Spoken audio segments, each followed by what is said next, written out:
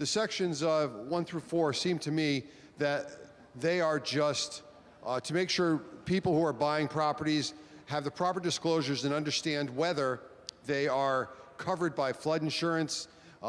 We had some storms about a year and a half ago where people thought they were covered with flood insurance, and we had a heavy rain that stalled over certain areas of the state, and it turned out they weren't. I actually think something I think is a really good aspect of the plan.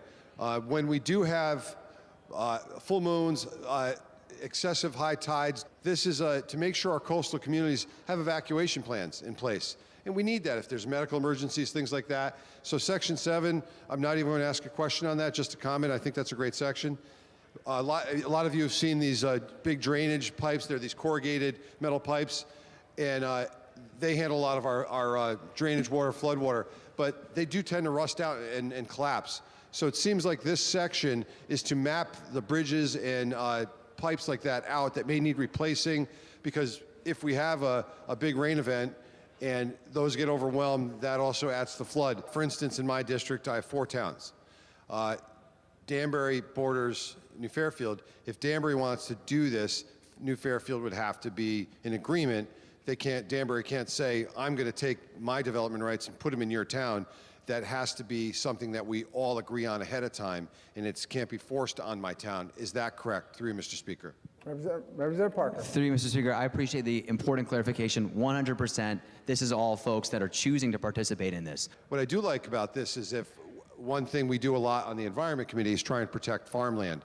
Farmland's very important in Connecticut because we have to have the ability to grow our own food, have agriculture, have livestock, and so that farmer who would like money now has an opportunity to have some financial gain and maybe get some money for his family by participating in this. So there are some aspects of this that I do really like.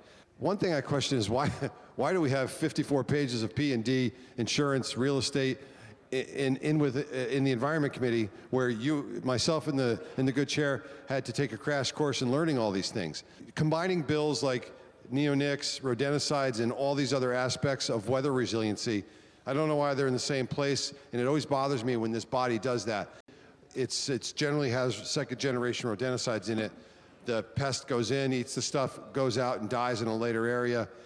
The problem with that is, and I'm sure the good chair of the Environment Committee will chime in as well, if you've got a bird of prey like an eagle, an osprey, comes down and eats that, or an animal like a fox or something eats it, some of that second-generation rodenticide is starting to build up in their systems, and they are having a problem with that by seeing the effects of the second-generation rodenticides.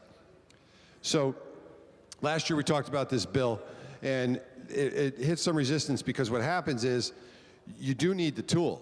So this would be now taking it out of the hands of, if I can't go out and buy that hockey puck Tomcat and put it in my house that has some rodenticides in it, it would have to be through a professional applicator, an exterminator. And I think it's important legislative intent has been put on the record upstairs and down here. So to clarify, if I am a farmer, I don't have to hire a exterminator. I can apply for a permit, and I believe the permit's good for 5 years, and it's a nominal cost under $100.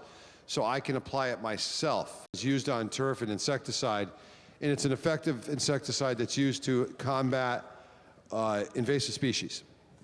So on the off session, I met with some turf management people. I've met with arborists. It is a tool that we need. So over the past, I think, since I've been here over the past 5 years, we've talked about it every year. And there is an issue with what it does to pollinators. So it's important to think about that as well. Think about that completely. We don't want an invasive pest to come into our state and attack our trees and attack agriculture, things like that, then we have no tool in the toolbox to stop it. Through the public hearing process, we heard from agriculture. There's still some uses in agriculture. For instance, there are seeds for ag that do have a low concentration of neonics on the seed. So if the farmer puts the seed in the ground, that seed is not destroyed before it gets a chance to germinate. So you could put a seed that has a little bit of neonics on it that keeps the pest away so they can grow your food, or you force them to buy seeds that don't have it, and then they're gonna have to carpet spray the whole field.